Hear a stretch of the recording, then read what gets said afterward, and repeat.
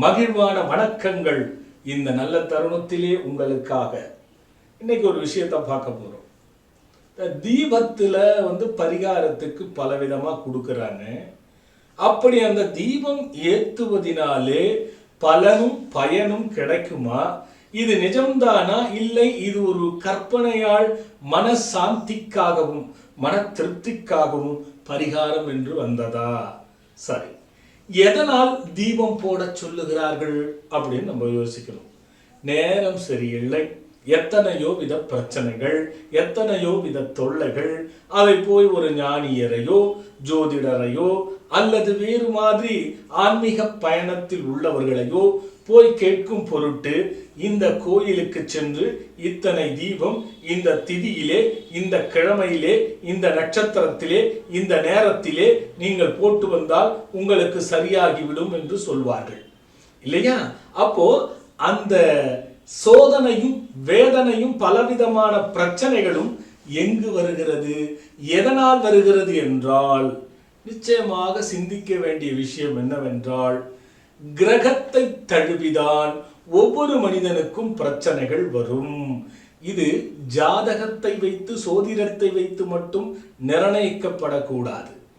பொதுவாகவே பஞ்சபூதங்களும் கிரகங்களுடைய ஆக்னி இல்லை என்றால் ஒரு மனிதனுடைய வாழ்க்கையில் இயங்கப்படுகின்றதும் உலகம் இயங்குவதும் கடினம்.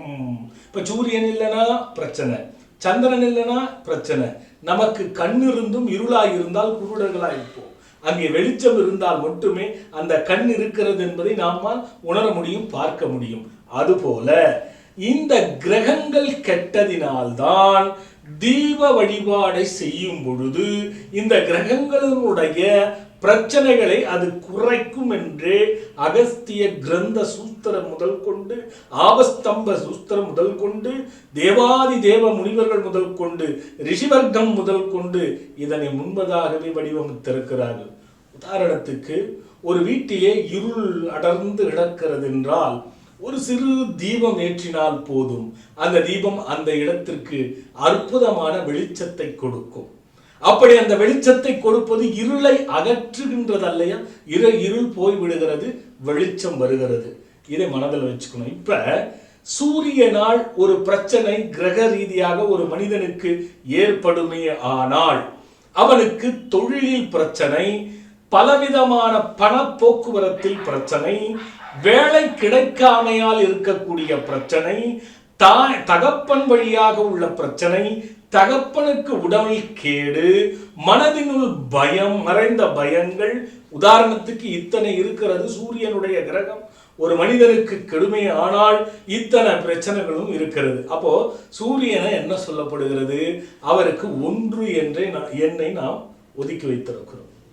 இப்போ உதாரணத்துக்கு இந்த ஒரு தீபம், இந்த சூரியன் என்ற கிரகம் சிம்பத்துக்குடைய கிரகமாக வரும் வைத்துக் கொள்ளுங்க.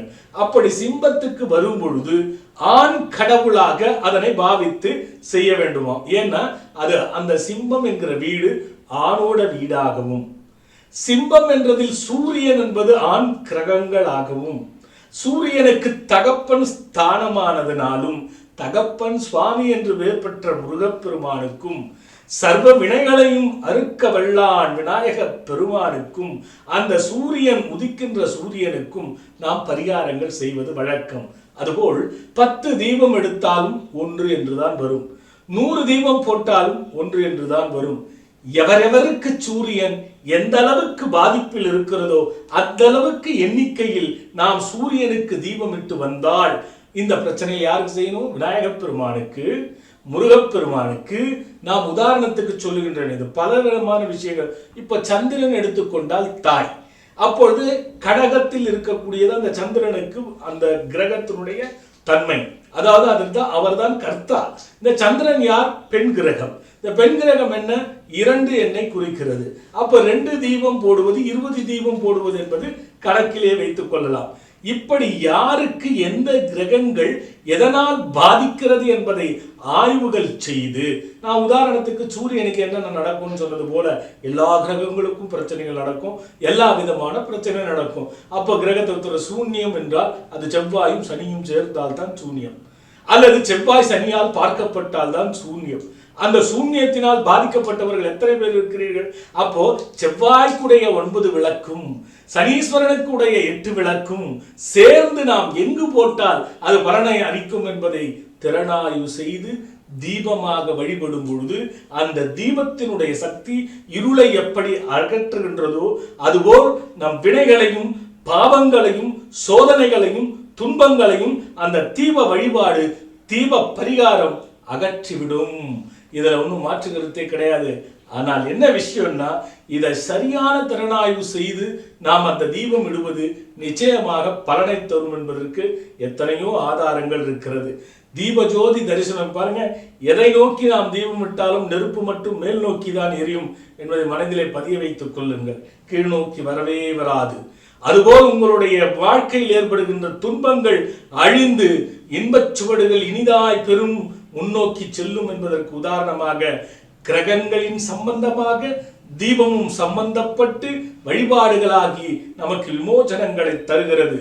பொதுவா என்ன பண்ணலாம்? சரிசாமி எல்லாம் சொல்லிட்டீங்க, எங்க வந்து பார்க்க முடியும், எப்படி இதை தெரிஞ்சுக்கிறது, எங்க சொல்லுவாங்க, பெருசா சொல்ல முடியாது என்பதற்காக இந்த மந்திரத்தை குறிச்சிக்கோங்க. ஒவ்வொருத்தரும் பொது இது என்னன்னா பிரச்சனை இருக்கட்டும், தீபத்தை ஏற்றும் பொழுது இந்த மந்திரத்தை சொல்லி ஏற்றுங்க.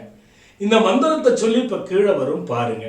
இந்த மந்திரத்தை ஒவ்வொருவரும் தீபத்தை சொல்லி வீட்டிலே கூட ஏற்றும் பொழுது, தீபம் ஏற்றும் பொழுது இந்த மந்திரத்தை சொல்லி ஏற்றி வந்தால் எந்த கிரகங்களினாலும் எந்த பிரச்சனை இருந்தாலும் அதற்கு தீர்வாகிவிடும். மந்திரத்தை படித்து தீபத்தை அனுதினம் ஏற்றி தீபத்தை வழிபட்டால் சகல செல்வமும் சித்தியாகும், கிரகங்களின் தொல்லைகள் அகலும், கிரகங்களின் அந்த பெரும் பிரச்சனைகள் நம்மை அணுகாமல் பார்த்து கொள்ளும். இதைதான் கிரகங்களும் தீபங்களும் சம்பந்தம் உண்டு என்று சொன்னேன்.